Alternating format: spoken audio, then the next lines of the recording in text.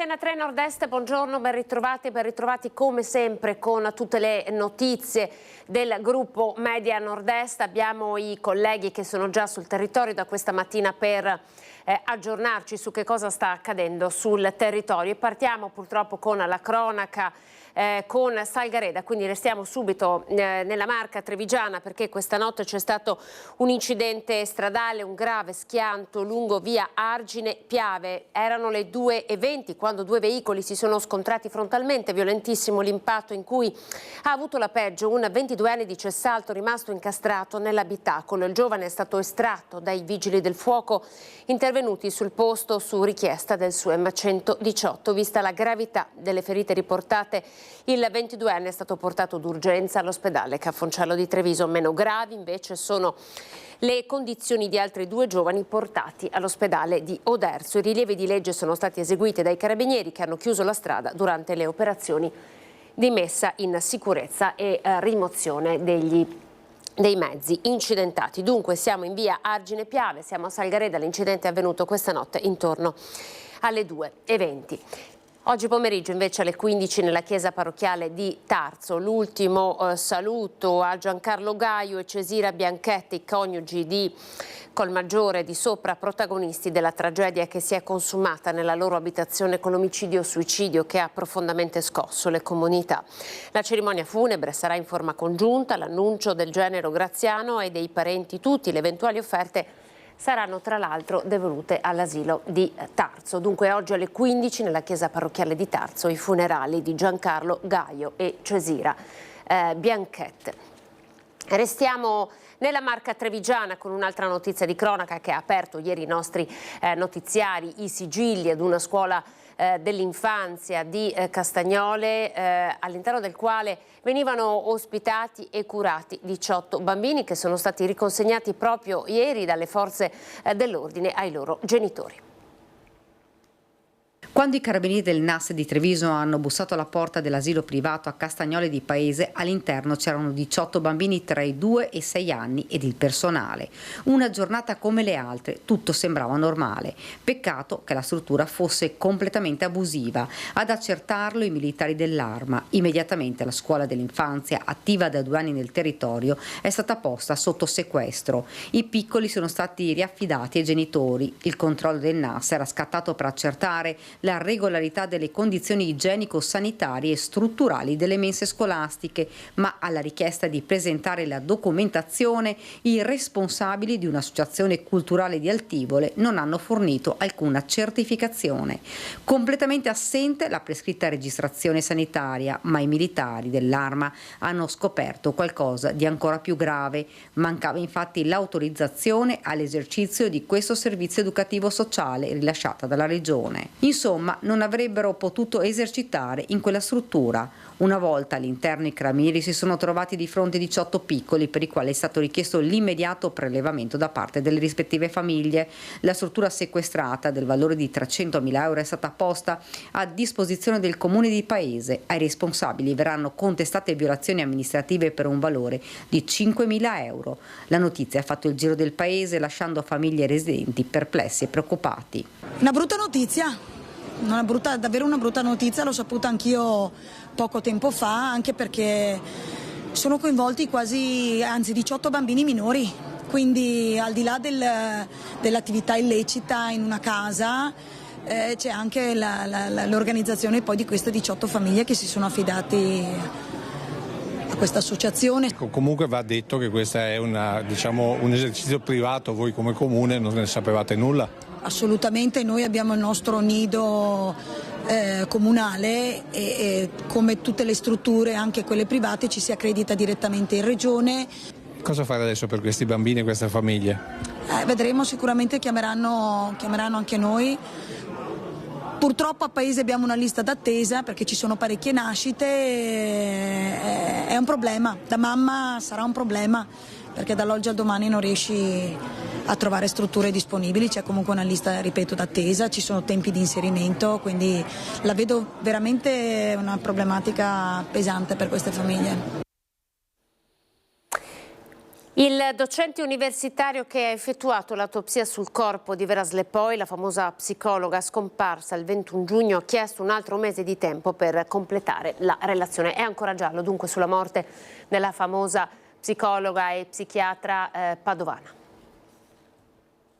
Non c'è ancora una risposta sulle cause della morte di Vera Slepoi, la famosa scrittrice e psicologa trovata morta nella sua abitazione di Piazza del Santo a Padova la mattina del 21 giugno. Il professor De Caro, docente universitario, ha eseguito l'autopsia il 26 giugno, ma in questi giorni, alla scadenza dei 3 mesi necessari per completare la relazione sull'esame autoptico, ha chiesto un altro mese di tempo e così resta il giallo sulle cause della morte della donna, 70 anni, originaria di Portogruaro, ma da anni residente nella città del Santo. I familiari avevano presentato un esposto in procura, sottolineando l'ottimo stato di salute generale di Vera Slepoi, a parte un fastidio legato all'operazione al ginocchio che aveva subito circa un mese prima della scomparsa. Il magistrato ha aperto un fascicolo senza indagati per omicidio colposo. È stato necessario per autorizzare l'autopsia e quindi occorrerà attendere ancora un mese prima di leggere, nero su bianco, le cause precise della morte. Allora, noi con la cronaca restiamo a Padova, è stata scoperta un'altra attività abusiva, il lavoro è dei carabinieri, siamo a Montagnana all'interno di un capannone, 2 nordafricani hanno una multa da pagare di 40.000 euro. Da qualche tempo in paese circolavano voci di una presunta attività di riparazione di auto gestita da un gruppo di nordafricani. Dopo qualche settimana di appostamenti, i carabinieri hanno scoperto a Montagnana, all'interno di un capannone intestato ad una inconsapevole donna, un'officina abusiva. Dentro lo stabile erano stipati materiali e attrezzi da lavoro per effettuare riparazioni meccaniche. I carabinieri hanno sorpreso un cittadino nordafricano intento a sistemare 3 autoveicoli intestati all'azienda, acquistati da privati nelle settimane precedenti e quasi pronti per essere rivenduti. Per lui e per un complice è scattata una maxi multa di 40.000 euro. L'attività abusiva è stata sospesa. Un altro tema è quello dell'influenza aviaria. C'è un primo focolaio anche in Veneto. Andiamo nel veneziano, a Mira. Noi teniamo monitorata la situazione e comunque, ripeto, l'agitazione in senso buono, la preoccupazione nel settore è molto, molto alta. Il settore avicolo è in allerta. Un caso di influenza aviaria è stato confermato a Mira, nella riviera del Brenta. L'Istituto Zooprofilattico Sperimentale delle Venezie ha rilevato il primo focolaio autunnale il 1° ottobre in un allevamento di tacchini. Sebbene si tratti di un caso isolato, la notizia ha destato allarme tra gli allevatori, soprattutto perché l'episodio è avvenuto con un mese di anticipo rispetto all'anno scorso. Confagricoltura Veneto ha spiegato che il freddo precoce ha probabilmente accelerato la migrazione degli uccelli, portando il virus prima del previsto. Questo caso ha fatto scattare tutta una serie di protocolli sanitari previsti dalla Regione Veneto, anche in applicazione delle normative regionali, nazionali ed europee, per isolare, quindi si è creata un'area di isolamento intorno a questo allevamento. Il problema, secondo me, reale e che forse non viene molto sottolineato è il danno economico che subiscono gli allevatori, perché allo stato attuale non sono previsti ristorni per chi dovesse abbattere i capi, procedura prevista dal protocollo di cui si parlava prima, e soprattutto non sono previsti neanche degli incentivi per le vaccinazioni. Quindi il problema è economico, che va a toccare un settore che è quello avicolo, che non sta attraversando un buon periodo. Il presidente di Confagricoltura Venezia, Stefano Tromboni, dopo aver assicurato i consumatori l'aviaria non è in alcun modo contagiosa per l'uomo, ricorda quando nello stesso comune nel 2017 furono abbattuti 20.000 tacchini e lancia un appello al mondo della politica.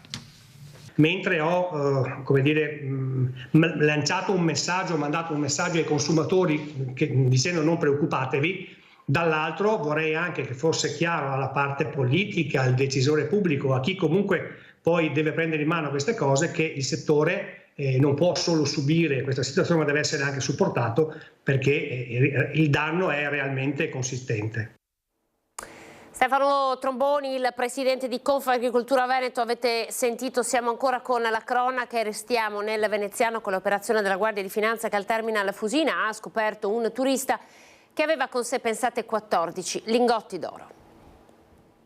Quasi 1 chilogrammo di oro nel borsello e tanta faccia tosta, credendo di passare diritto senza essere ispezionato. Durante i controlli ai passeggeri al terminal di Fusina, i militari della Guardia di Finanza e i funzionari dell'Agenzia delle Dogane hanno scoperto che un cittadino nord europeo, appena sbarcato da una nave proveniente dalla Grecia, portava con sé 14 lingotti d'oro. Nonostante la presenza di cartelli informativi, il turista non ha dichiarato i valori e la valuta trasportati. Alla domanda se consigliere lui non ha risposto e abbiamo provveduto a fargli un controllo e abbiamo rinvenuto all'interno sia valuta 11.500 euro e lingotti d'oro per un valore di circa 50.000 euro. I 14 lingotti d'oro per un peso complessivo di 825,4 grammi e un valore di circa 50.000 euro sono stati trovati all'interno di un borsello che l'uomo portava con sé. La legge riguardo al trasporto del prezioso metallo impone l'obbligo di dichiararne il trasporto quando il suo valore è pari o superiore a 12.500 euro. Pertanto i lingotti sono stati sequestrati. Durante la perquisizione del mezzo nel bagagliaio all'interno di un barattolo di pittura sono stati trovati 11.500 euro in contanti che a suo dire aveva nascosto per paura di essere derubato. Per la valuta gli abbiamo fatto un sequestro, quindi su 11.500 euro gli hai fatto un sequestro di 400 euro e quelli sono stati versati direttamente a fondo di giustizia, quindi è per la sanzione che gli viene applicata. Mentre per quanto riguarda l'oro l'abbiamo sequestrato tutto quanto. Se è un oro che è suo di proprietà perché l'ha acquisito direttamente dalla vendita di qualche immobile o dagli acquisti che ha fatto nel suo paese nativo, gli verrà solo sanzionato, altrimenti verrà sequestrato del tutto e passa al fondo di giustizia. Questa operazione antifrode, mirata anche a prevenire il riciclaggio di denaro, è il risultato della stretta collaborazione tra l'Agenzia delle Dogane e dei Monopoli e la Guardia di Finanza. Allora noi nel Veneziano restiamo con il contributo del nostro Filippo Fois. Questa mattina nella frazione di Trivignano una marcia pacifica di protesta per evitare la chiusura del punto poste. Il nostro Filippo era lì per noi. Gli diamo la linea. Il paese vuole le poste. Trivignano oggi si è unita in un corteo che ha raggiunto l'ufficio postale, l'unico che si trova in questa frazione del comune di Venezia che ora è a rischio chiusura. E per questa comunità che si trova al confine tra il comune di Martellago e Zelarino si tratta dell'unico servizio pubblico disponibile. Oggi siamo in tanti perché il paese, la comunità di Trivignano ha saputo che c'è la volontà da parte delle poste di chiudere l'unico ufficio postale che abbiamo qui. Parlo di unico servizio perché altro non c'è, non ci sono servizi di posta, non ci sono sportelli bancari e comunque il servizio delle poste è un servizio tanto utile per tutti, grandi e piccoli, soprattutto per le persone anziane. Perché ci siamo mossi in massa? Qui ci saranno 300 persone oltre in una comunità di 2.000-3.000 persone, non di più. È un numero elevatissimo, c'è sto interesse perché il territorio è un territorio particolare, nel senso che siamo ai margini del comune di Venezia, ai confini col comune di Martellago, e andare dove c'è stato prescritto dalle poste in questo periodo di chiusura. È stato prescritto di andare a Zelarino. Ecco, Zelarino per tanti di noi rappresenta un ostacolo perché Trivignano e Zelarino sono divisi da un cavalcaferrovia e un sottopasso che in questi giorni, tra l'altro, è allagato. Quindi spesso accade questo. Quindi questo servizio verrebbe, come dire, prescritto per le persone che sono in particolare sono in difficoltà, persone fragili, disabili e quant'altro. Ecco perché la risposta è forte. Sono contenta che ci siano tante persone perché la prossima settimana, ci è stato detto, ci sarà un incontro del sindaco e i suoi collaboratori che incontrerà i rappresentanti delle poste e spero che questa risposta così forte sia un bel biglietto sul tavolo delle trattative. Qui dicono a Trivignano se ci tolgono anche le poste non ci sono più servizi perché non ci sono neanche gli sportelli bancari, quindi soggetti più deboli che hanno più difficoltà a spostarsi come possono fare? Ma intanto credo che l'incontro di oggi dia proprio la sensazione di cosa la comunità di Trivignano vuole. Noi vogliamo mantenere la sede a Trivignano delle Poste. Io ho detto prima ai cittadini, le Poste in questo periodo stanno facendo delle iniziative mediatiche che parlano di territorio. Allora, o ci scordiamo del territorio o vogliamo fare una globalizzazione delle Poste. Credo che oggi, per questa sede, per questa comunità, la sede delle Poste debba rimanere. Perché? Perché le persone fragili, la diversità dei servizi che Poste offrono hanno e meritano di darle a questa comunità di Trevignano, come in altre ovviamente. Però il tema non è solo la sede delle Poste. Trevignano, che è centrale alla città di Venezia, ha, come potete vedere, un nuovo centro della salute che è in costruzione, quindi una farmacia nuova, degli ambulatori che verranno utilizzati e verranno resi disponibili a breve, una nuova idea di PUMS, dove in questo asset, proprio in concomitanza tra Castellana e Via Calin, ci sarà ed è in progetto una nuova rotatoria, le manutenzioni che vengono fatte, e voglio anche ritornare a ribadire quello che avevo detto prima, il collegamento tra Trevignano e Zelarino, che è dato da non solo dal cavalcavia, dove evidentemente passano tutte le auto, ma da un punto ciclopedonale che ha delle criticità. Oggi stiamo lavorando anche per queste criticità con Regione, Ferrovie, ovviamente la parte in carica dell'amministrazione comunale. Quindi a breve, la prossima settimana, ci sarà questo incontro con i dirigenti di Poste e noi ci metteremo tutta la nostra energia e la nostra forza per lasciare le Poste a Trevignano. Grazie Filippo Fois. Torniamo nel territorio della Marca trevigiana, il tema è quello della salute e della prevenzione, ce ne parla il nostro Lucio Zanato che si trova a Conegliano. Lucio, buongiorno.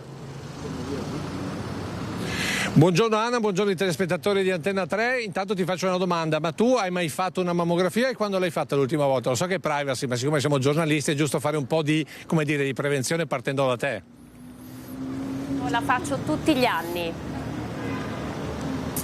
Ecco, fai molto bene farla tutti gli anni, perché tu sei una delle poche che la fa tutti gli anni, perché sono qui con diciamo così, questo luogo, Salute in Comune, questa iniziativa, questa associazione, e sono con il dottor Tommaso Amadori, che è senologo, giusto, oltre che molte altre cose. Io ho la collega che fa la mammografia tutti gli anni, ma qui ci sono donne che arrivano e magari a 45 anni non l'hanno mai fatta. Esatto, sì, purtroppo sì, però diciamo che c'è sempre modo per migliorare. Quindi, anche per cominciare, anche perché l'altro dato per cui noi abbiamo fatto titolo è che una donna su 10, anche 8, sì, ha una probabilità di sviluppare il tumore alla mammella nel corso della sua vita, quindi diciamo sono dati molto importanti che si allacciano anche all'incidenza del tumore alla mammella, che è in aumento, si stima circa 55.000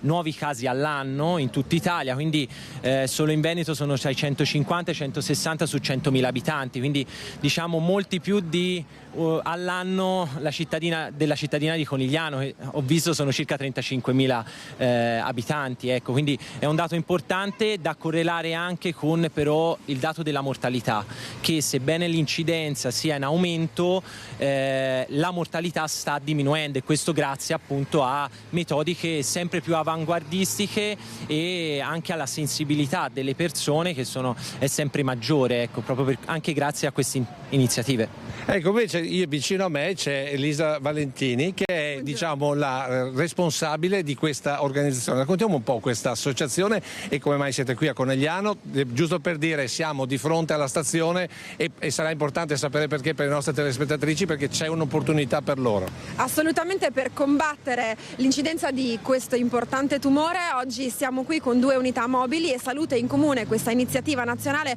porta gratuitamente l'opportunità di accedere a visite gratuite, senologiche, ecografie e mammografie alle donne dai 20 anni in su, quindi anche molto molto giovani, proprio per intercettare preventivamente alcune insorgenze e agire. Quindi siamo qui a Conegliano, vi aspettiamo, ci sono ancora posti liberi, quindi accorrete qui in Viale Carducci. Se volete poi avere informazioni sui nostri prossimi appuntamenti chiamate il nostro numero verde 800 800 61 6109 e potete accedere e prenotare alle visite nei prossimi giorni. Ecco, voi siete qui con 2 mezzi, qui che cosa abbiamo? Sono 2 veicoli, 2 ambulatori mobili dove all'interno si svolgono con le equip preparate delle visite senologiche, ecografie e mammografie alle donne in maniera gratuita, quindi vengono, fanno accettazione, poi vengono portate all'interno dove c'è un mammografo di ultima generazione e un ecografo adatto anche per i microseni, quindi anche per le giovanissime, per individuare qualsiasi tipologia di insorgenza e dare loro risposte utili su come conoscersi e curarsi. Ecco, voi siete qui davanti alla stazione fino a che ora oggi? Oggi siamo qui da questa mattina presto e continueremo fino a stasera proprio per dare opportunità a tutte di arrivare e di poter avere accesso agli esami, quindi sicuramente fino alle 18. Ecco, quindi fino alle 18 per chi vuole provare o comunque controllarsi, qui c'è la possibilità ed è tutto gratuito. Visto che voi fate il giro a livello nazionale, la maggiore incidenza nord, centro o sud dal suo punto di vista? Nord. Sì, tendenzialmente al nord, ovviamente poi sono dati che si studiano a livello nazionale, però c'è una lieve maggiore incidenza al nord, sì. Ecco, quindi... E qualche consiglio alle donne che sono all'ascolto per un'autoprevenzione? Va sempre bene ricordarlo. Allora, ha fatto una giusta osservazione e partirei proprio dall'autoprevenzione, cioè l'autopalpazione. Io lo dico sempre ai miei pazienti di iniziare anche fin da giovani a palparsi il seno, sentire se c'è un cambiamento, qualcosa che cambia e rivolgersi anche prima dei 30 anni, per cui poi è raccomandato anche l'inizio della prevenzione ecografica fino ai 40 anni, a cui poi si può legare anche la mammografia. Ecco, quindi autopalpazione e successivamente ecografia e mammografia. Ecco, qui l'età media che di prenotazioni di donne che arrivano? Diciamo che rispondono molto bene tutte le età, in particolare però quella più corretta, ovvero dai 30 in su, quelle che devono cominciare ovviamente ad avvicinarsi prima al mondo ecografico e dai 40 anni in poi a quello mammografico per fare gli accertamenti, quindi già in giovanissima età, però dai 30 anni in su l'incidenza maggiore. Voi da qui dove andate domani?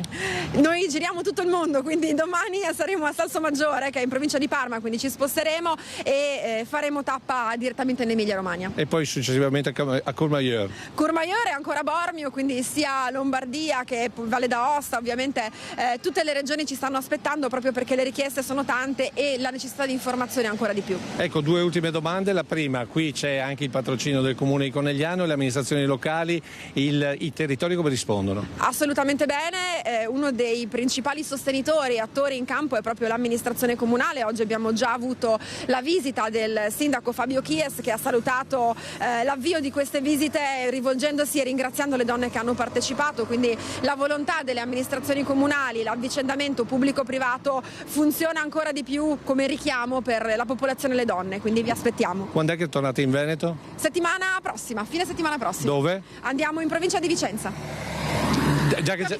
A Vicenza, quindi il prossimo appuntamento settimana prossima a Vicenza con questa città della salute, anzi salute in comune, questo è il nome giusto. L'ultima cosa. Sì. Se una donna si sente questo nodulo non deve prendere paura? No, allora bisogna ovviamente che si rivolga al medico, anche al medico di famiglia inizialmente, che poi appunto provvederà a fargli, la indirizzerà all'esame più corretto. Solitamente si consiglia sempre almeno l'ecografia. Ecco, però non prendere paura e soprattutto, come si dice, non lasciar correre, cioè se uno sente una cosa strana. Quello è fondamentale, quello è il primo messaggio che deve. Quando uno sente una donna sente qualcosa di diverso o comunque spesso viene nominato come un nocciolino dalle pazienti, ovviamente non mettersi paura, ma andare dal medico per farsi visitare e eventualmente fare un'ecografia. Anna, visto che tu sei una donna, hai qualche domanda a nome di tutte le donne all'ascolto? No, sono stati davvero esaustivi e quindi ti ringrazio Lucio per questo collegamento. Invitiamo tutte le donne che ci ascoltano a fare prevenzione davvero, perché è la strada giusta per prendersi cura di se stesse. Grazie Lucio per essere stato con noi e un grazie anche ai tuoi ospiti.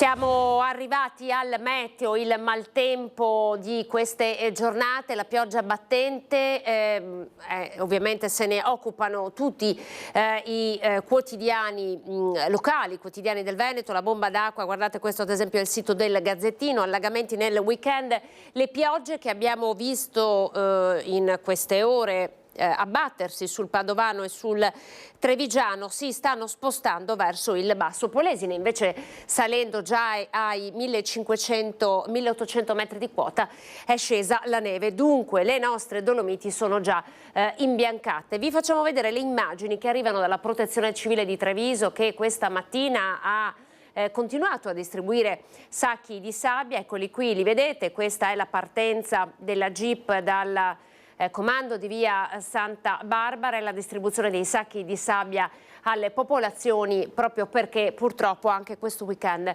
è prevista pioggia ed è anche il giorno della conta dei danni. Oggi, per carità, non così rilevanti, ma i disagi sono stati tanti anche nella Marca Trevigiana, li ha documentati ieri per noi il nostro Christian Arboit, tutti i comuni della zona del Sile ne hanno fatto le spese, la nostra Lina Paronetto oggi in viaggio verso Quarto d'Altino ci ha riferito di zone ancora allagate. Allora vi facciamo vedere il reportage di Christian Arboit che racconta del sentimento delle cittadini che vivono tra Casale sul Sile e Casier.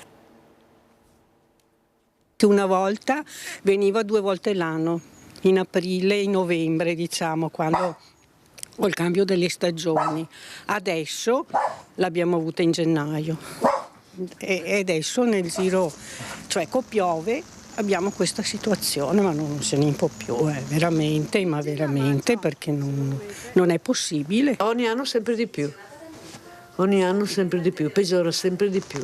Ancora un'esondazione, ancora acqua a lambire e poi avvolgere le case per la 4ª volta in pochi mesi. È un Sile da record, quello che è tracimato in diversi punti dopo oltre 2 giorni di piogge continue. La fotografia più emblematica arriva dal porticciolo di Casale sul Sile, dove la signora Franca Pavan, residente da una vita a ridosso del fiume, medita di cambiare aria. Noi abbiamo intenzione di andare via e di andare con i miei figli perché la situazione, cioè io mi sto invecchiando, insomma, io vado ancora a lavorare, non posso andare in pensione per ora, però quando andrò in pensione penso di pensare di prendere una casa più piccola e su, alto, primo piano. In casa la famiglia Pavan ha tenuto per anni la contabilità delle esondazioni, non solo. Questa è del 2013, a maggio però, adesso siamo a ottobre e non ce l'aspettavamo, di solito è marzo, novembre. Insomma, cambia il clima e cambia anche il Sile.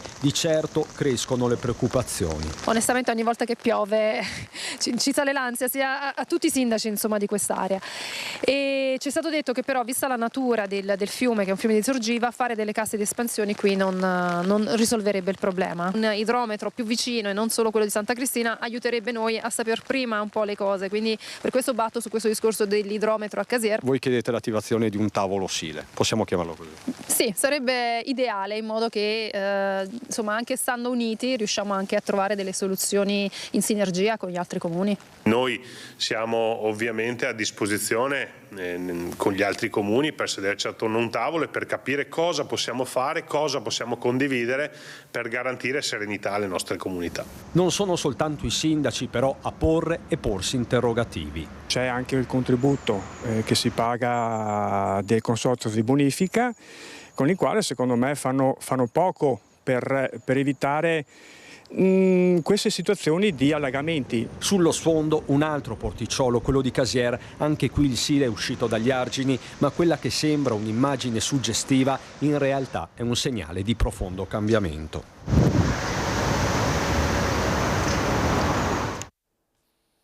Andiamo avanti, avete visto una frame dell'immagine di Luigi Brugnaro perché vi faremo ascoltare ora le sue dichiarazioni. Ieri la polemica è scoppiata anche perché Piazza San Marco è tornata ad allagarsi, il Mose si è alzato troppo tardi, le procedure vanno riviste, dice il sindaco di Venezia. Lo ascoltiamo. Sai cosa stavo facendo intanto che voi mi stavate aspettando qui? Stavo cercando la spizia per il discorso del Mose, perché quando tu, certo, ma è evidente, ti sembra una roba normale.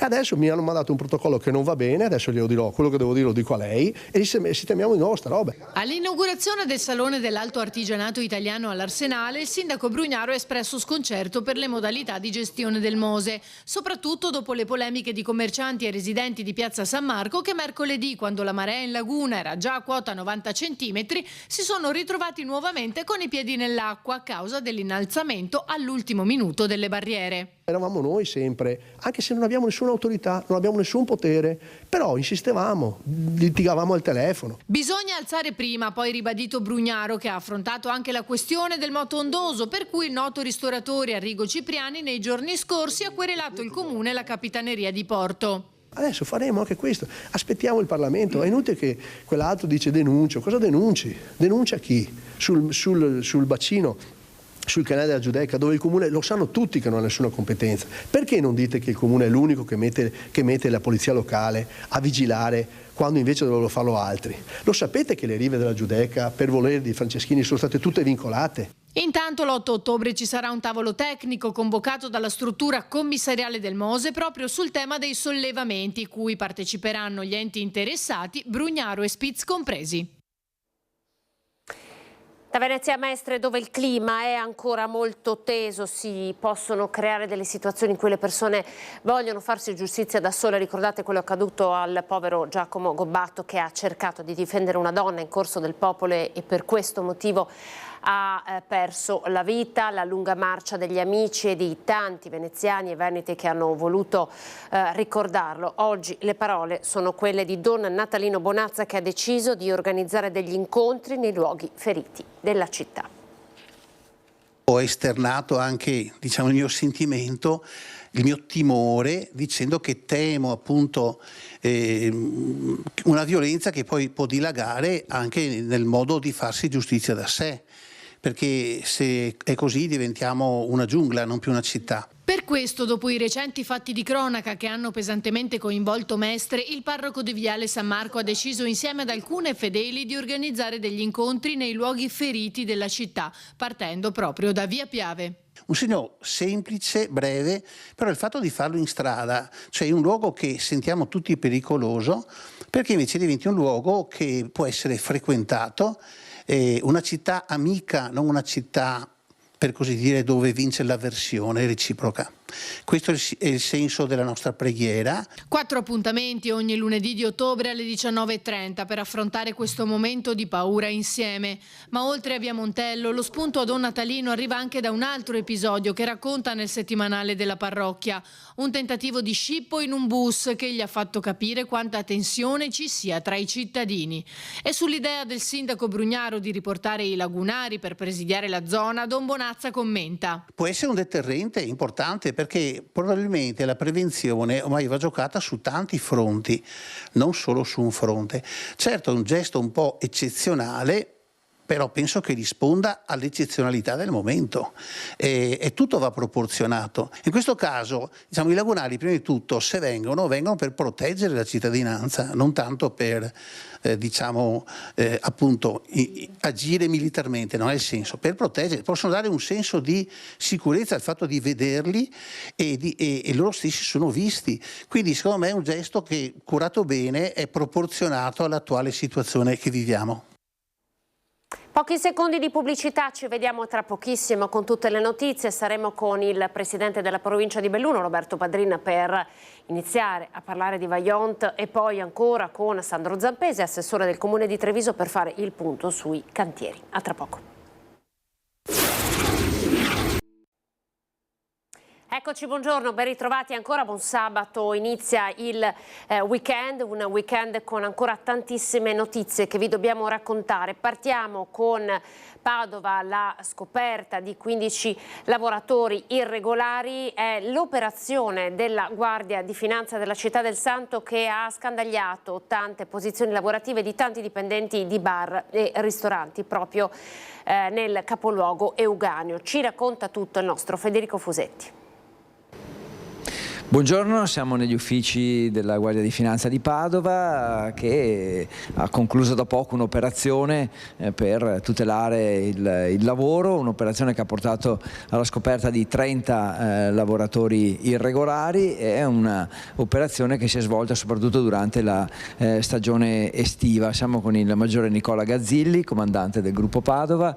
Maggiore, insomma, a vedere le temperature non sembra certo estate, però insomma è questo il periodo in cui siete concentrati, estate che è finita da poco.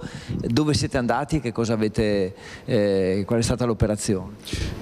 Possiamo dire che la Guardia di Finanza è quotidianamente impegnata nei servizi a tutela dei lavoratori e quindi nel contrasto al cosiddetto lavoro sommerso. Chiaramente questi servizi vengono intensificati in alcuni periodi dell'anno, come durante la stagione estiva, ovvero durante le festività invernali, quando ci sono più clienti e le attività chiaramente hanno maggior da fare. In questi contesti noi abbiamo riscontrato la presenza sui luoghi di lavoro di 15 lavoratori cosiddetti in nero, ovvero in assenza di qualsiasi tipologia di contratto lavorativo, e 15 lavoratori irregolari perché erano assunti in forza di un contratto a chiamata e non venivano registrati durante tutti i loro periodi in cui venivano impiegati.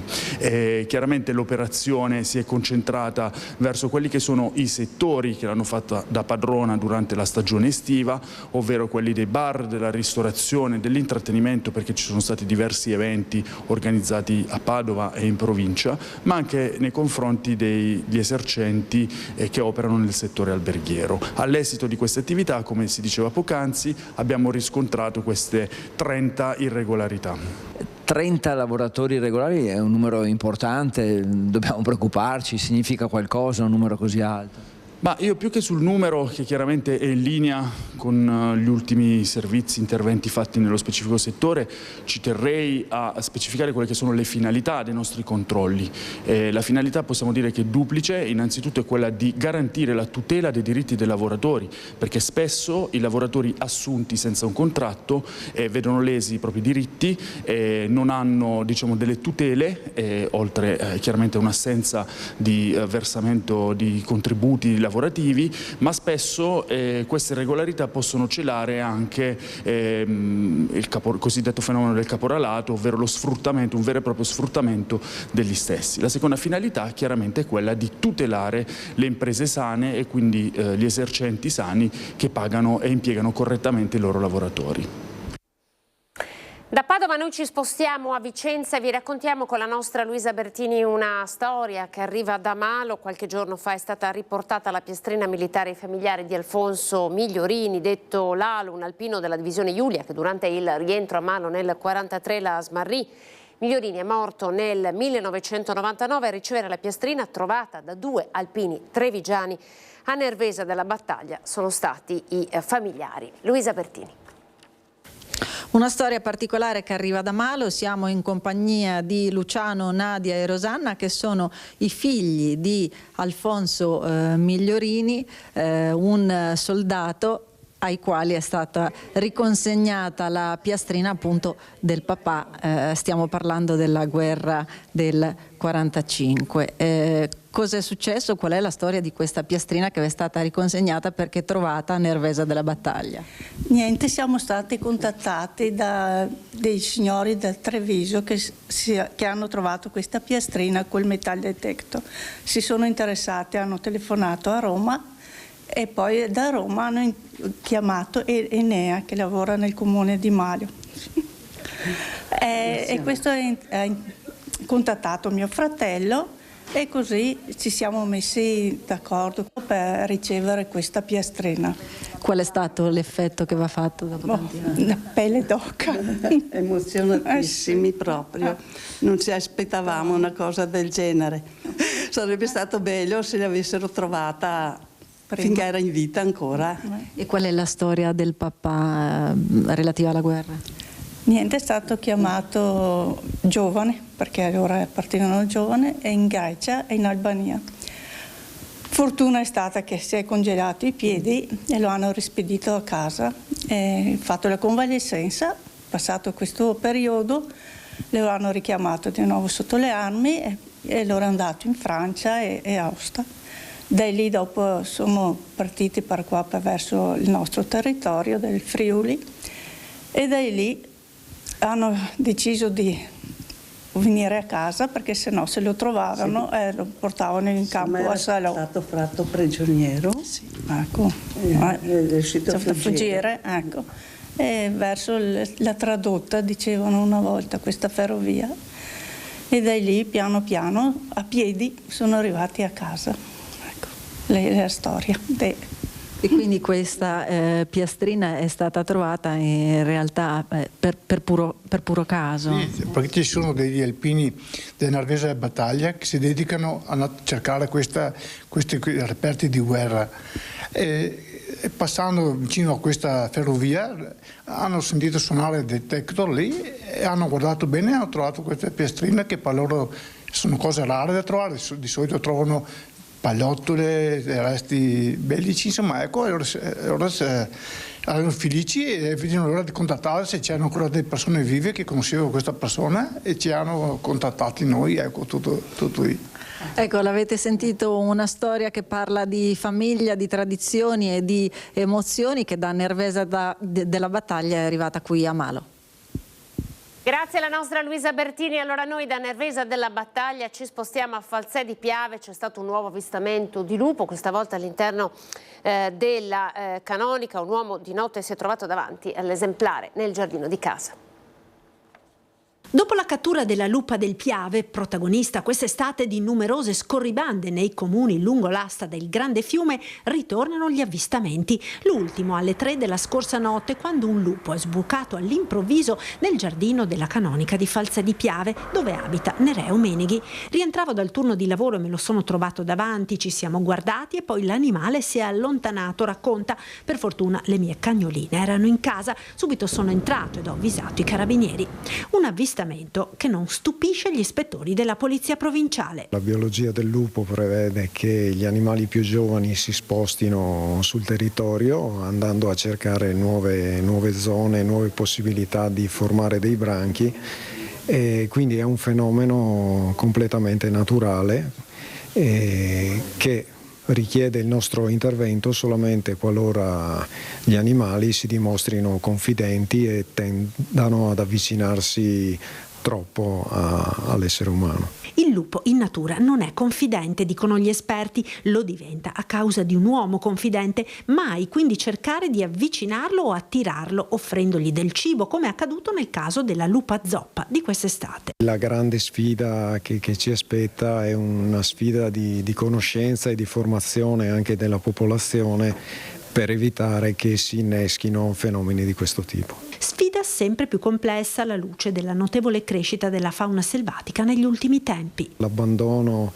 della montagna da parte dell'uomo ha favorito la ricolonizzazione da parte di numerose specie che non eravamo più abituati a vedere, e a seguito di questa crescita sono ritornati anche i grandi carnivori con i quali adesso dobbiamo imparare a confrontarci. In primo piano ora torna l'autonomia con le dichiarazioni di Massimiliano Fedriga, governatore del Friuli Venezia Giulia, un ritorno di fiamma sul fronte dei LEP per l'autonomia differenziata. Fedriga ha chiesto con forza il rispetto di una legge votata dal Parlamento e da tutta la maggioranza. È grave, ha detto, che in questi anni non siano stati fatti i LEP. Un tema, quello dell'assenza dei LEP, sollevato più volte anche da Calderoli, autore della legge e ministro per gli affari regionali e le autonomie, dal Comitato per la determinazione dei livelli essenziali delle prestazioni, presieduto da Sabino Cassese. Fanno sapere che la definizione dei LEP arriverà a dicembre, quindi potrebbero davvero mancare pochi mesi perché vengano finalmente definiti e stabiliti i LEP, che sono i livelli essenziali delle prestazioni. Ma sull'autonomia c'è anche il Partito Democratico che ha puntato il dito contro Luca Zaia, presidente della Regione del Veneto. Non è stato coinvolto il Consiglio, questo è quello che dice Vanessa Camani, capogruppo dei Dem. Noi la ascoltiamo. Un atto di prepotenza istituzionale irricevibile. Definisce così la capogruppo del Partito Democratico Veneto Vanessa Camani l'esclusione del Consiglio regionale dalla discussione del percorso verso l'autonomia differenziata. Un iter di cui la Giunta e il presidente Luca Zaia si sarebbero arrogati la titolarità, tuona la capogruppo Dem, che così ha esortato lo stesso Zaia a presentarsi in Consiglio. Le competenze che Zaia sta andando a trattare con il governo di Roma sono competenze la cui titolarità spetta di diritto al Consiglio regionale. Zaia, andando a Roma, sta parlando attraverso un eccesso, se non un abuso di potere. Deve tornare in Consiglio regionale e riferire e avere dal nuovo Consiglio regionale il mandato a trattare con il governo. Non siamo disposti a fare le marionette e pretendiamo di esercitare il nostro ruolo di Assemblea legislativa regionale. Poi il paragone con la Serenissima Repubblica, ironizza la capogruppo, neppure il Doge era un monarca, doveva anche lui fare i conti con il Gran Consiglio. Camani ha fatto richiesta di accesso agli atti ricevendo, denuncia soltanto la proposta di visionare le tavole sinottiche. Intanto sul trasferimento delle competenze è intervenuto anche il ministro degli esteri Antonio Tajani in una nota inviata al ministro Calderoli. Parla di necessità di visione strategica, Tajani sottolineando l'importanza di non creare attraverso l'autonomia condizioni per cui le regioni siano in concorrenza tra di loro. Sia protezione civile, ad esempio, no all'export. Alcune competenze non possono essere date.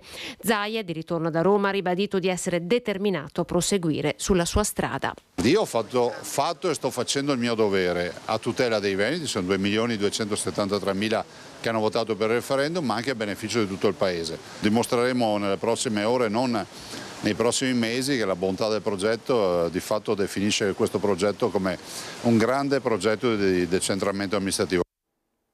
Restiamo in tema Lega con le ultime dichiarazioni dello sceriffo Giancarlo Gentilini, profondamente amareggiato per non essere stato coinvolto, invitato alla festa della Lega. A lui hanno risposto il segretario Dimitri Coin e poi il sindaco, suo successore, Mario Conte. Sono il primo a scusarmi con Giancarlo Gentilini, che tra l'altro avevo visto proprio pochi giorni prima per invitarlo al mio matrimonio, e quindi chiediamo tutti quanti scusa a Giancarlo Gentilini. La Lega Trevigiana chiede ufficialmente scusa allo sceriffo di Treviso e lo fa dopo che Gentilini ha fatto notare alla sua maniera che nessuno l'ha invitato alla festa del Prato della Fiera dello scorso fine settimana. Forse ennesimo segnale dell'allontanamento da quel partito che lui ha contribuito in maniera importante a far crescere nei consensi da quel 1994, quando contro ogni pronostico si impose su Aldo Tognana, espressione dei partiti che si stavano dissolvendo dopo il ciclone Tangentopoli. Per questo ha sottolineato come tutti quelli presenti alla festa non avrebbero mai fatto politica senza di lui. Fatto innegabile anche secondo l'organizzatore della 3 giorni leghista al centro della questione, che spiega così il mancato invito. Noi abbiamo dato la sua presenza per scontata, così come quella di Paolo Gobbo che si è presentato regolarmente alla festa della Lega. Purtroppo Giancarlo non è passato e di questo ci dispiace. Eravamo abituati che lui comunque presenziava a tutte le feste e anche quando arrivava si faceva notare e tutti lo acclamavano, però l'ultima festa è stata fatta 5 anni fa, di tempo ne è passato e quindi forse abbiamo dato per scontato una cosa che non lo era. Segretario che sottolinea come il partito continui a contare su quello che per tutti è uno dei grandi vecchi della Lega trevigiana. Giancarlo Gentilini è comunque un pilastro della Lega e senza il quale, senza la coppiata tra Gobbo e Gentilini, la Lega non sarebbe quella che è oggi. L'importanza della sua figura quando ha svolto il ruolo da sindaco, così come oggi, che è una sorta di grande saggio, non è assolutamente in discussione, è un punto di riferimento per i militanti, i sostenitori e tutti coloro che vivono l'esperienza degli amministratori locali. E se qualcuno suggerisce che a 95 anni muoversi per una festa politica può essere anche un rischio, Coin rilancia. Al prossimo appuntamento poi che abbiamo già in programma per fine anno, prometto a Giancarlo che se non verrà lui a questo appuntamento andremo noi a trovarlo e prepareremo un bel saluto da parte sua col suo tono di voce squillante, come è sempre stato e come sempre sarà, ai militanti. Allora, ci fermiamo, pochi secondi di pubblicità e poi tra poco con Roberto Padrin e Sandro Zampese.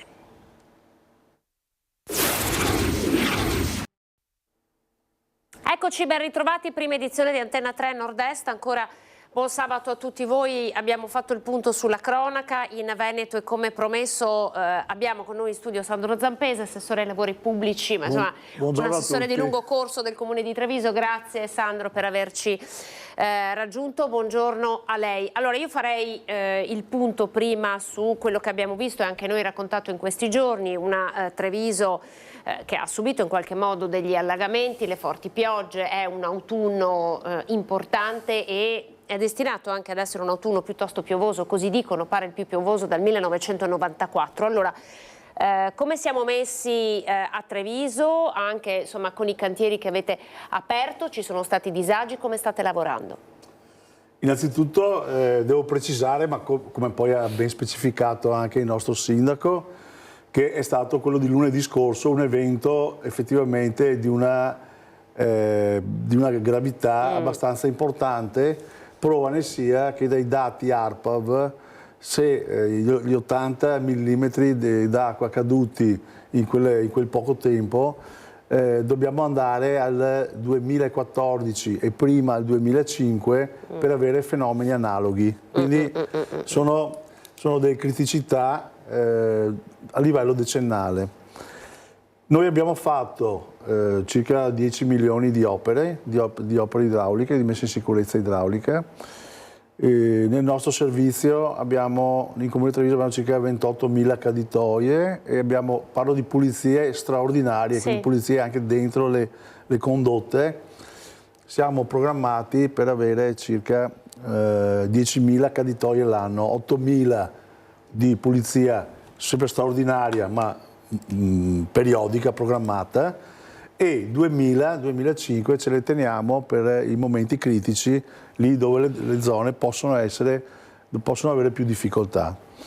Abbiamo realizzato 2 bacini di laminazione, il bacino della Ghirada che ha salvato la Ghirada, ancorché in qualche zona ci siano registrate delle criticità, però diciamo che il bacino della Ghirada, avendo un picco di 2,12 m, per un'estensione di circa 4.000-4.500 metri di quadri di superficie, abbiamo circa 8.000-9.000 metri cubi d'acqua che abbiamo portato via costantemente, quindi non solo i 9.000, ma costantemente. Abbiamo fatto defluire lentamente sul FUIN e poi scaricarlo sul Sile, e quindi la maggior quantità d'acqua della Ghirada è stata levata dal bacino. Siamo stati anche noi, Assessore, ieri in Ghirada, zona San Zeno, per fare un giro alla luce della 2 giorni di piogge, ma proprio perché non è stato un evento, non è stata una bomba d'acqua, ma sono state piogge costanti, devo dire non abbiamo trovato alcun tipo di disagio. Ma noi sulle piogge costanti non abbiamo problemi, appunto per dire, e ripeto, cercherò di essere breve anche, oltre ad aver fatto questi 2 bacini di laminazione, Ghirada, bacino Cessi per salvare la zona di Santa Bona, abbiamo fatto l'escavo dei cagnali cittadini, che è importante, non solamente per la pulizia dei cagnali cittadini, ma perché anche riscavandoli, erano 20 anni che non si faceva, si crea una portata d'acqua maggiore, e quindi un recepimento anche delle reti meteoriche maggiori. Poi, insieme con la regia del tavolo del Sile nostro, quindi tutti i comuni rivieraschi del Sile, stiamo portando avanti col Genio Civile e con la Regione la richiesta dell'escavazione del Sile. Questa è una cosa importantissima, perché andremo a pulire e scavare il fondo del Sile, ovviamente con tutte le tecniche che salvaguardano i biotipi, l'ambiente e tutte le risorse naturali e ambientali.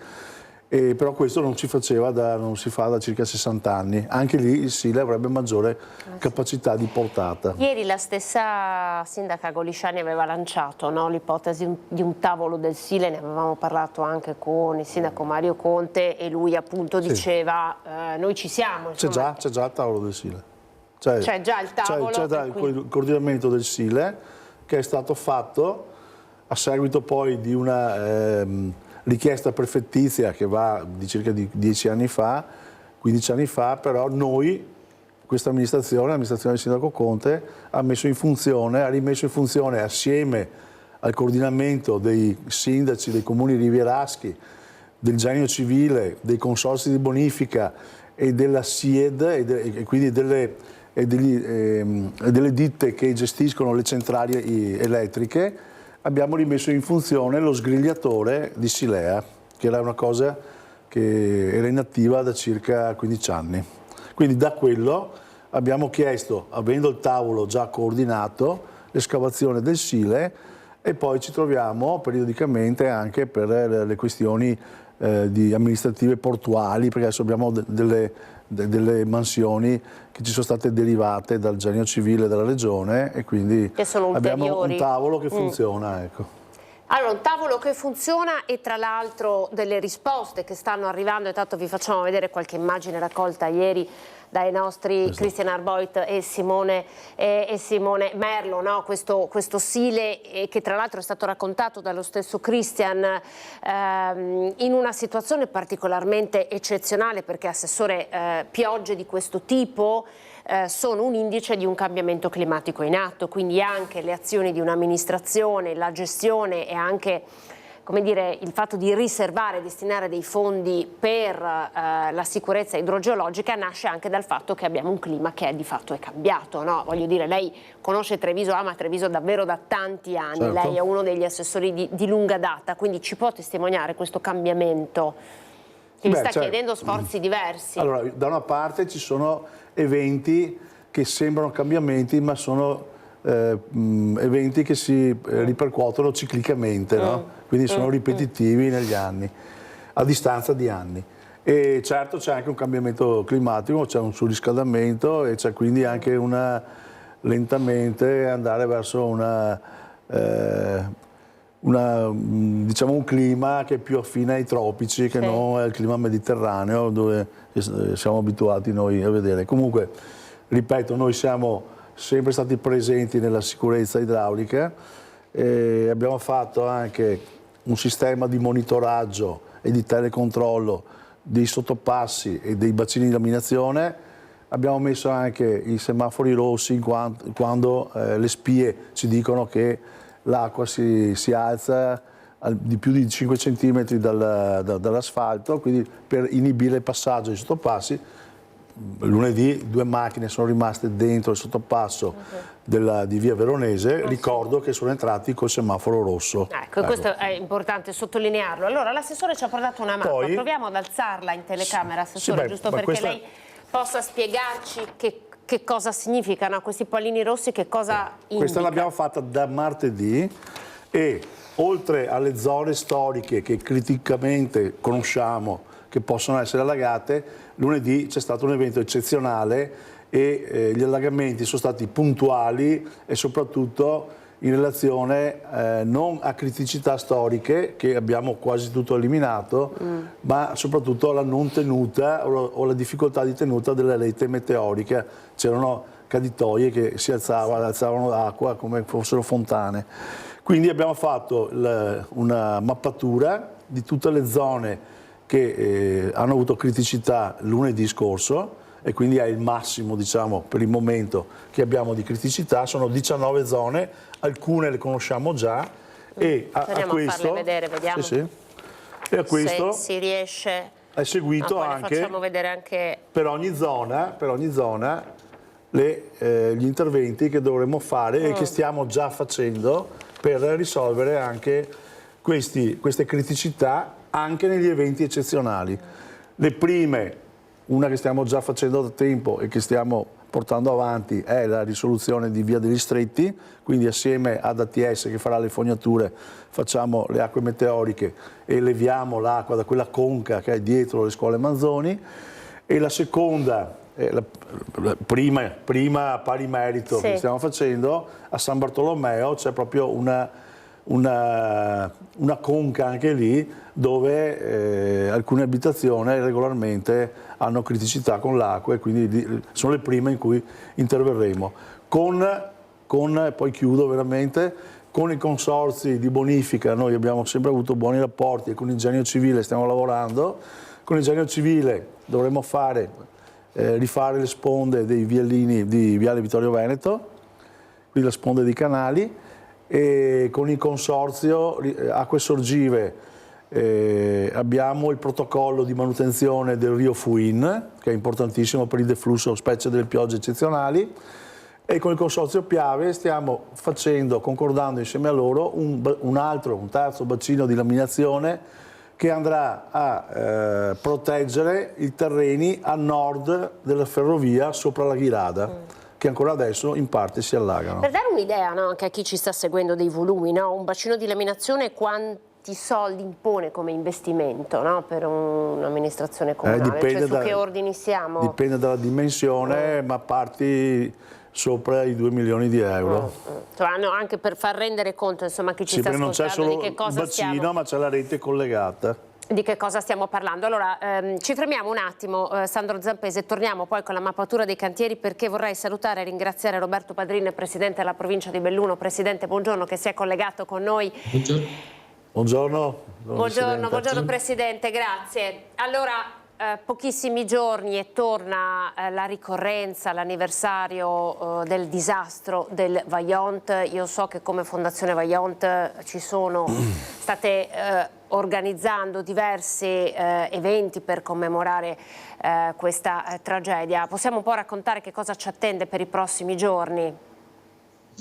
Ma quest'anno sicuramente abbiamo messo in piedi un programma decisamente più limitato rispetto a quello dello scorso anno, che ovviamente era legato al 60esimo, alla presenza del Presidente della Repubblica Sergio Mattarella, e se torno indietro di un anno questi erano giorni frenetici, perché dovevamo organizzare veramente nei minimi dettagli questa importantissima e significativa partecipazione, e poi il giorno prima, che era l'8, avevamo dedicato un viale ai soccorritori del Vajont. Quest'anno sicuramente è una celebrazione più sobria, che abbiamo concentrato in alcuni eventi. Domani ci sarà la giornata del superstite, dove ci sarà una messa in cimitero a Fortogna, e poi ricorderemo i giocatori del Longarone che persero la vita di calcio, furono 7, e con un rapporto, un patto di amicizia che abbiamo siglato con gli amici di San Biagio di Callalta e di Roncade. E poi il martedì sera assegneremo un premio, il premio Longarone, che è un premio biennale che quest'anno abbiamo deciso di assegnare all'Associazione Donatori di Sangue e a marito e moglie, 2 persone, Silvano Remor e la moglie Grazia, che hanno trasformato un dolore come la perdita del figlio in dedicare gran parte della loro vita proprio al bene degli altri. E poi la giornata del 9 ottobre, che si concentrerà quest'anno nelle ormai tradizionali, insomma, celebrazioni religiose, che si terranno in chiesa a Longarone la mattina alle 10:30, e poi la commemorazione civile religiosa al cimitero alle ore 15, poi la sera ci sarà una veglia. Quest'anno poi la novità che un po' abbiamo ripreso dallo scorso anno è quella di tenere aperte le scuole.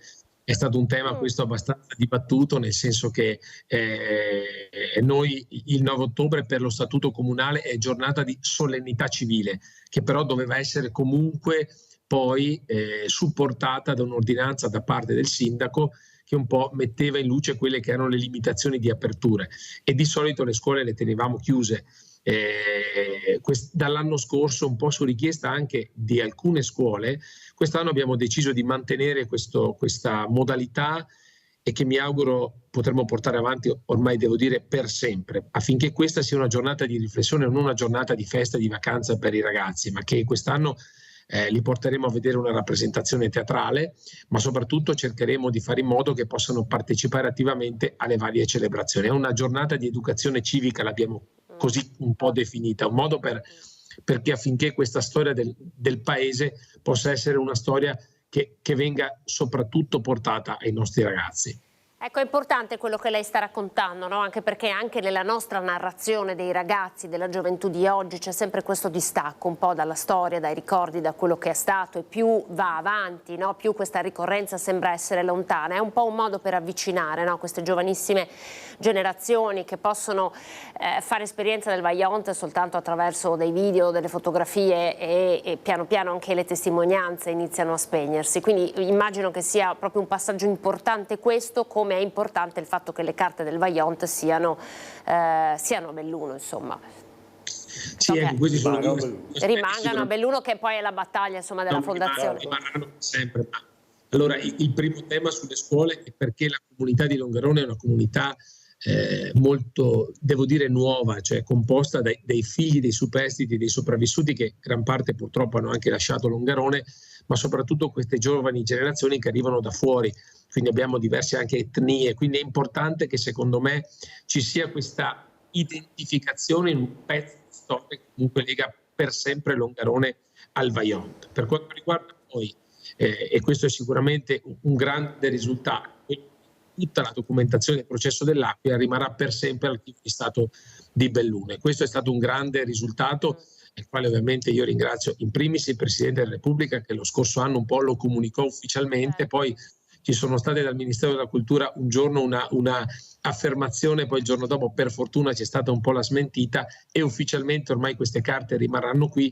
ma poi il 9 ottobre annuncerò un'altra cosa che vi posso comunque già anticipare qui da voi oggi, è quella che tutta questa documentazione che noi abbiamo digitalizzato nel corso degli anni e cui grande impegno economico lo ha sostenuto soprattutto la Fondazione Vajont, adesso nel portale del Ministero della Cultura è a disposizione di tutti.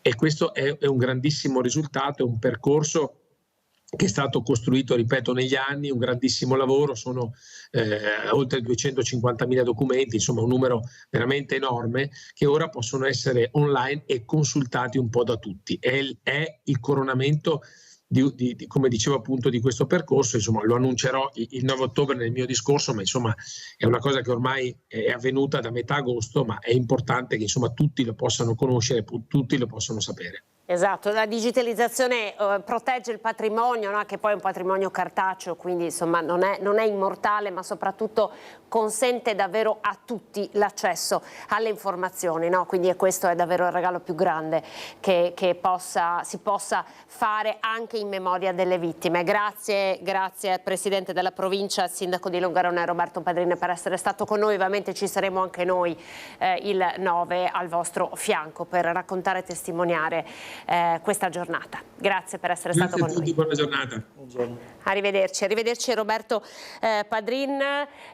Sandro Zampese, ecco, era importante insomma questo aggancio, questo collegamento, anche perché sono state dette... Se posso. Prego. Mentre prima parlavamo di eventi causati da fenomeni naturali, sì. Il Vajont è stata una tragedia causata dall'uomo, cercata e voluta dall'uomo. E le responsabilità ci sono tutti negli atti processuali, è stato un processo lunghissimo, c'era, mi ricordo, Arcangelo Mandarino all'Aquila, che i bellunesi non riuscirono neanche a capirlo, però ha condotto bene il processo. Io fin da bambino sono rimasto turbato da questa vicenda e poi nel tempo l'ho sempre studiato, mi sono documentato e ho fatto anche un esame universitario su Vajont, proprio per questa sensibilità.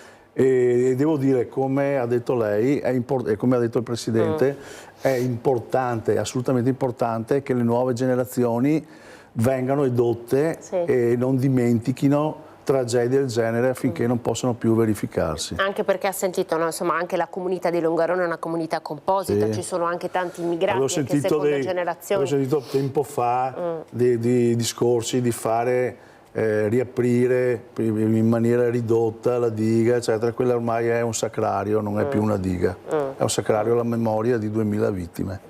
Grazie per questa sua testimonianza anche personale.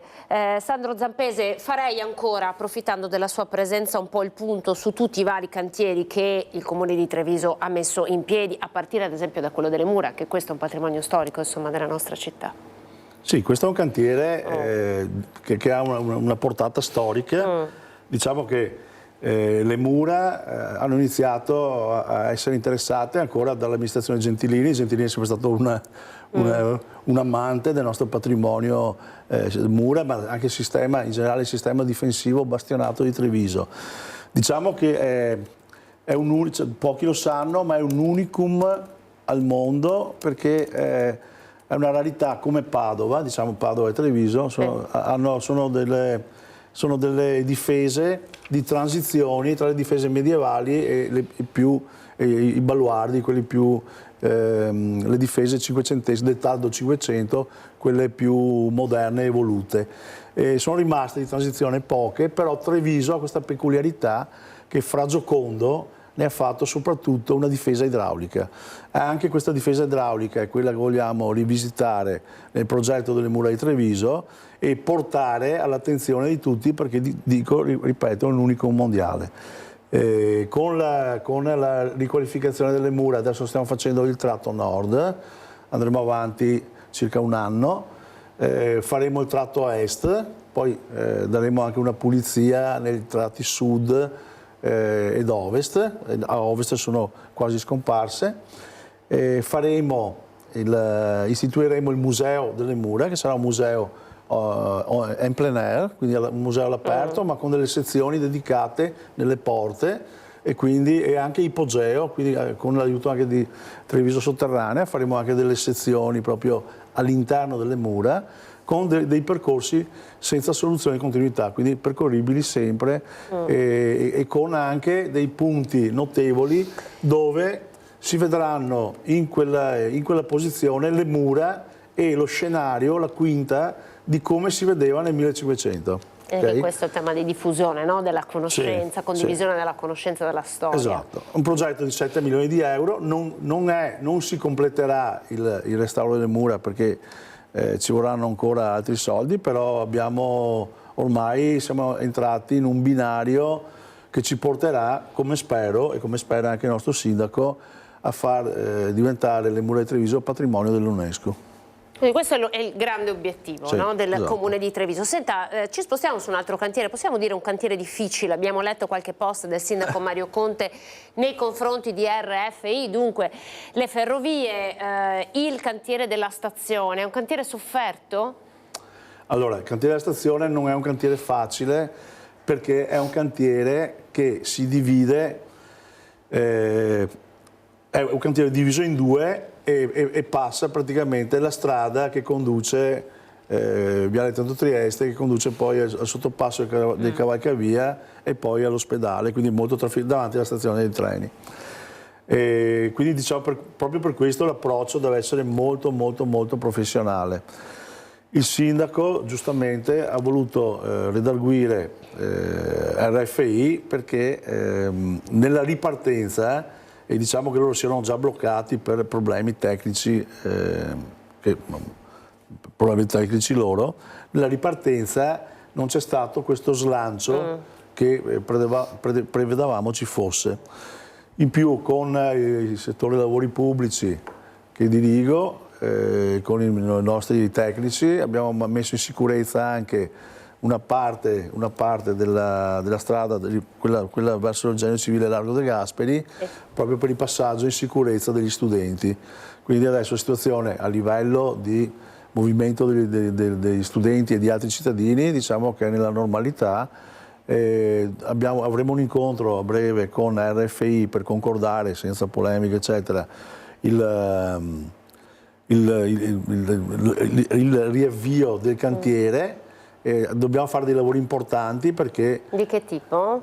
Sono lavori di sottofondazione, di micropali, quindi avremo scavi anche di 10 metri, quindi sono lavori abbastanza importanti e che quindi dobbiamo tutti essere coscienti che dovremmo fare il meglio di noi stessi proprio per creare, ripeto, sempre il disagio minore possibile ai cittadini, perché quello è un cantiere che nelle vicinanze ci sono macchine, pedoni, biciclette, cioè c'è una città che vive proprio vicino a quel cantiere. Tra l'altro un cantiere illuminato, mi viene da dire, no? Nel senso che voi avete anche come dire, basato il nuovo concetto di mobilità della città a partire anche dai lavori in stazione, con tutto le postazioni di bike sharing, tutto quell'edificio in cui potrà essere un ricovero di biciclette, non solo, ricariche, cioè quindi voi davvero state puntando molto su questo cantiere, anche perché potrebbe cambiare il volto della mobilità nella città.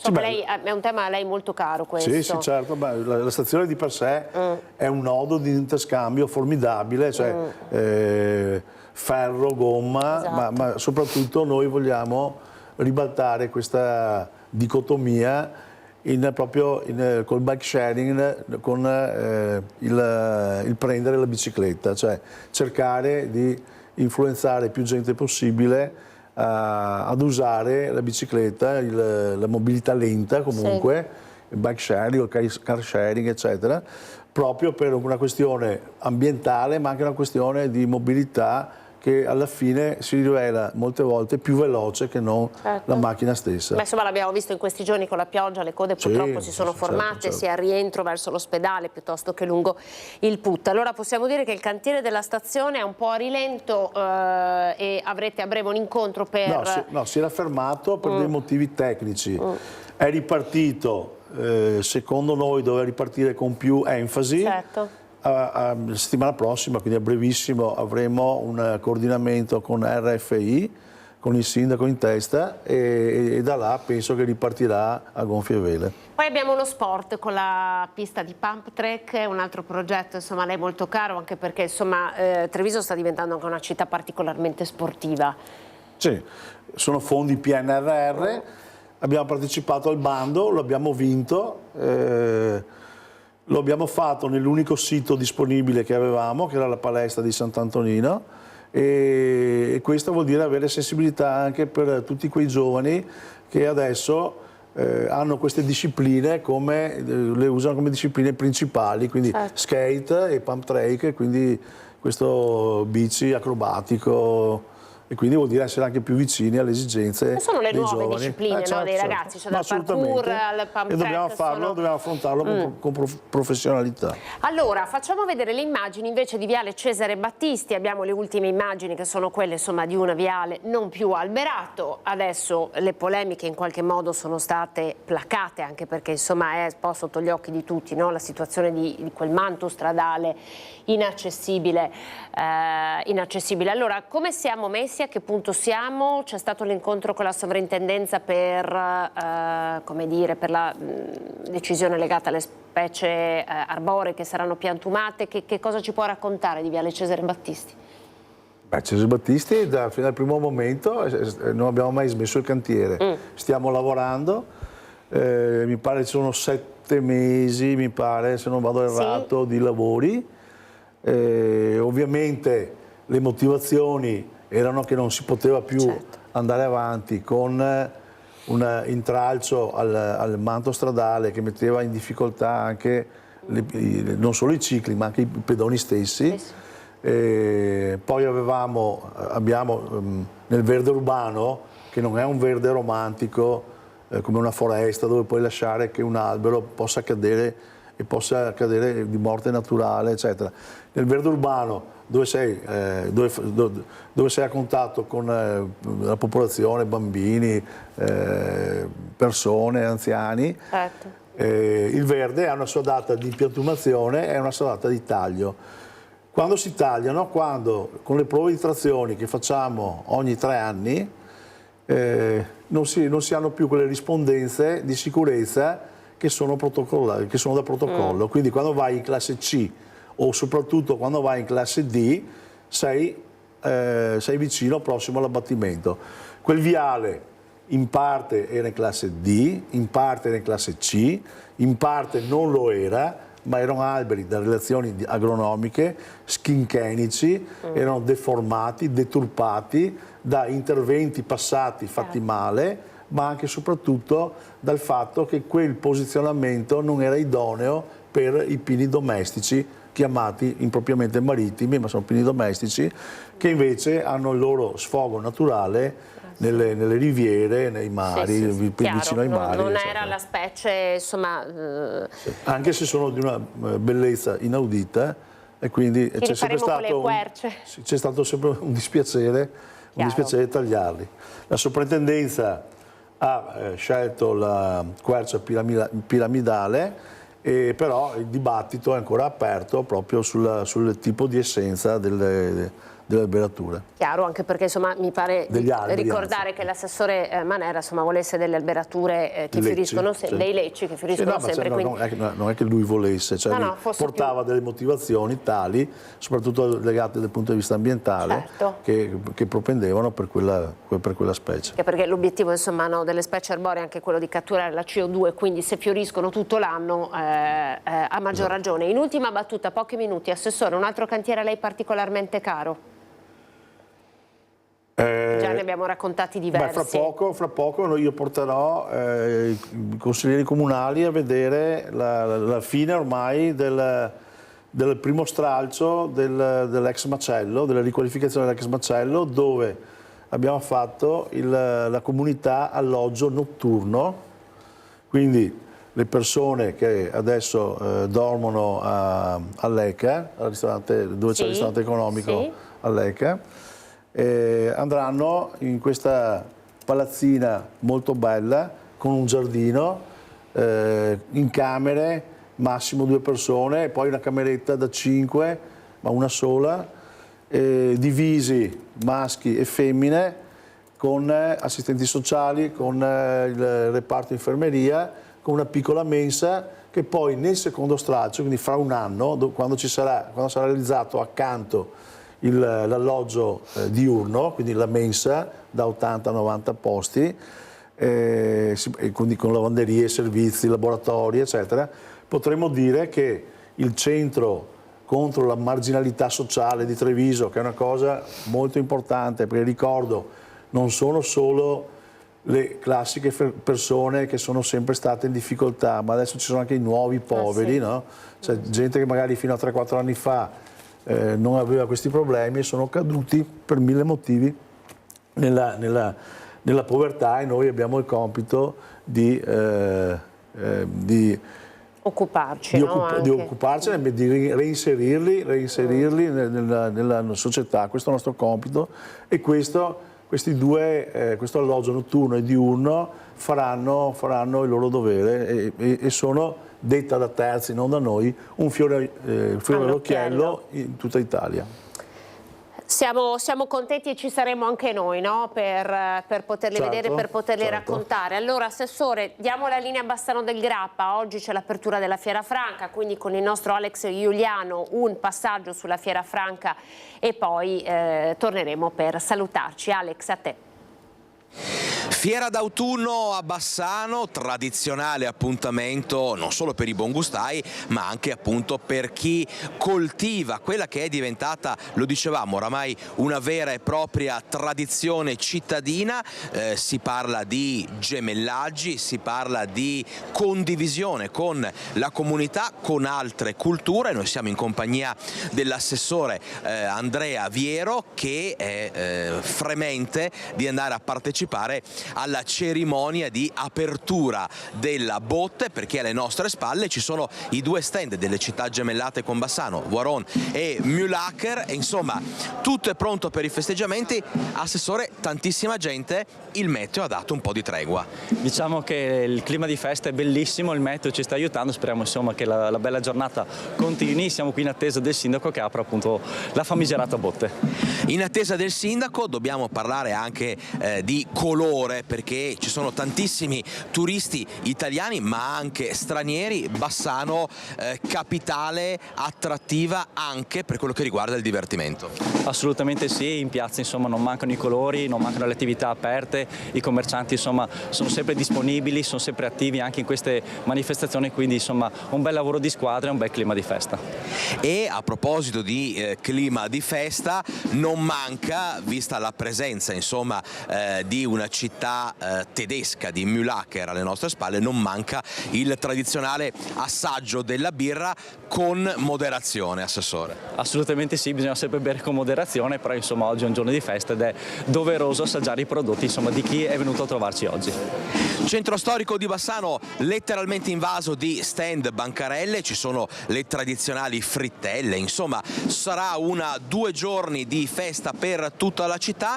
Noi adesso vi mostriamo, vi lasciamo con le immagini di uno di quei momenti clou della manifestazione, come dicevamo l'apertura della botte e il via, possiamo dire, ufficiale ai festeggiamenti. Il via ufficiale alla Fiera Franca bassanese, alla festa di tutta la città. Dai, fissa! Nicola, fissa!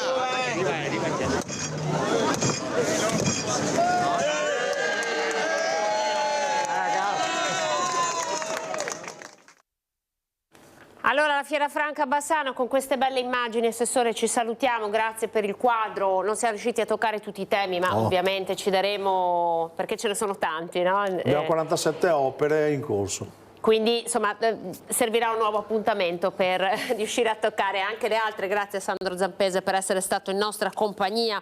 Noi ora grazie a tutti voi. Diamo la linea ad Agricoltura, poi Cook Academy e poi il film Piccoli omicidi tra amici, un thriller degli anni 90. Grazie per essere stati in nostra compagnia. I nostri notiziari tornano a partire dalle 18:30 con il Veneto, Venezia e Treviso. A seguire, arrivederci.